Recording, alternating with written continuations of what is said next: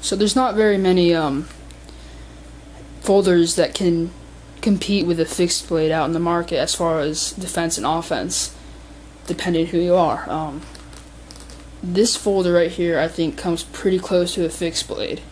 This is the Cold Steel Rajah one. It's a pretty awesome blade.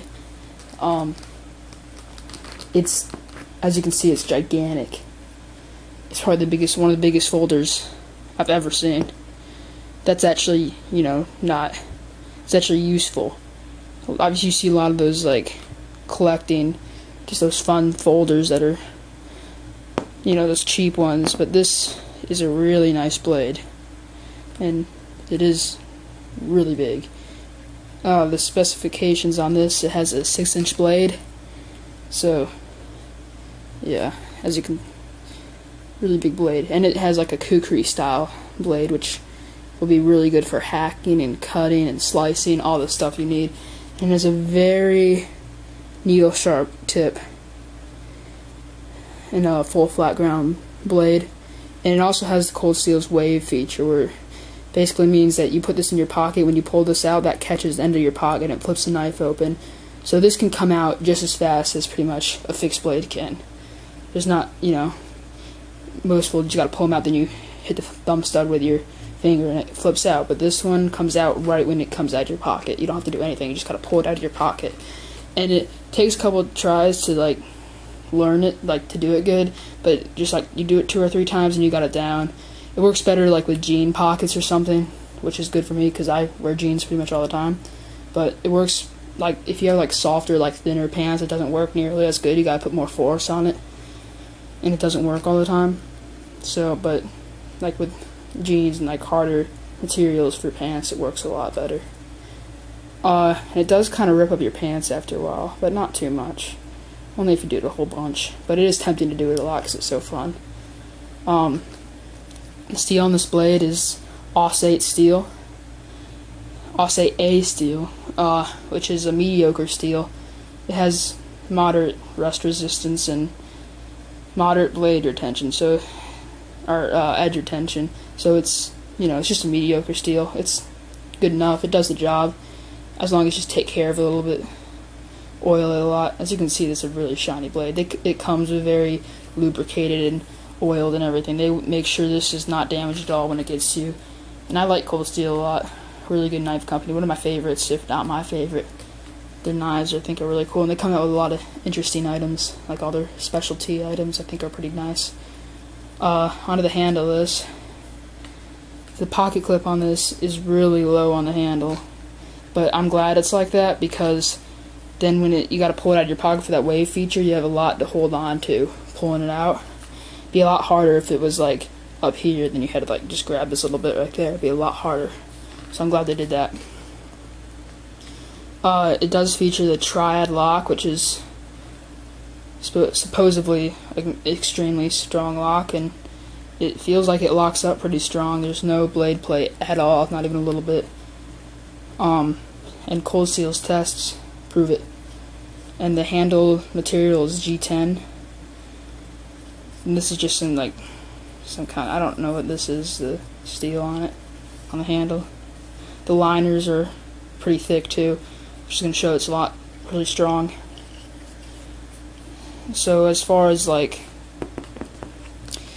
defense and stuff, I think this is probably one of the best I've ever seen as far as defense. Not counting like a, you know, big fixed blade like a Bowie or something. For a folder, that's probably the best defense folder I've ever seen. I'd rather have this than anything else. For example, one second.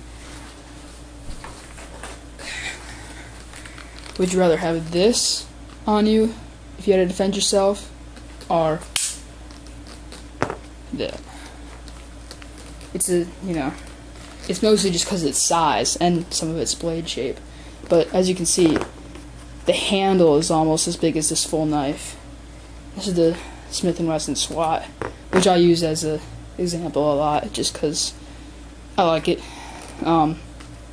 Anyway, as you can see, it's a lot bigger than this blade, and this has about a 4-inch, I think it's about 3 3/4 blade, so it's like just over half of the Rajah.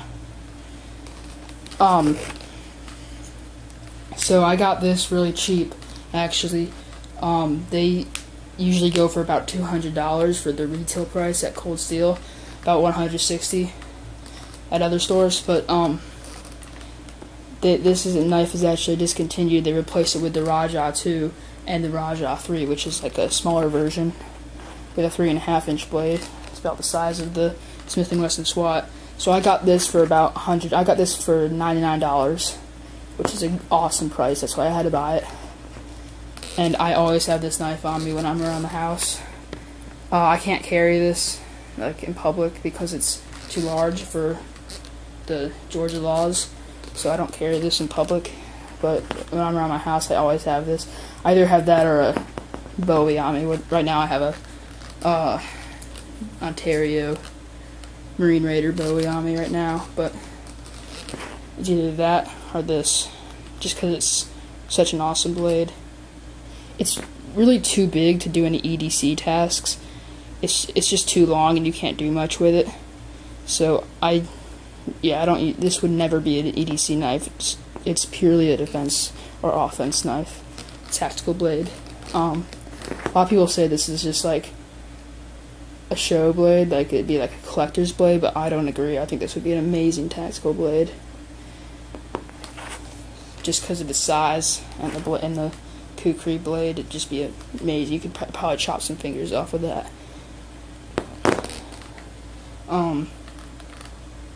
So I think that's pretty much it.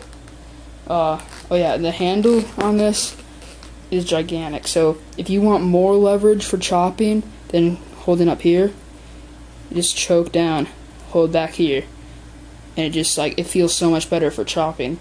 You have so much more leverage and weight on the end of that blade that you could chop amazingly well with this. I'm pretty sure that you could use this for some survival tasks. I'm not going to because I really like this blade. I don't want to risk breaking it or anything, but I'm pretty sure it would be pretty good for splitting wood or chopping trees or whatever, batoning, all that kind of stuff. So this is an awesome blade. Get it in the closeout while you can.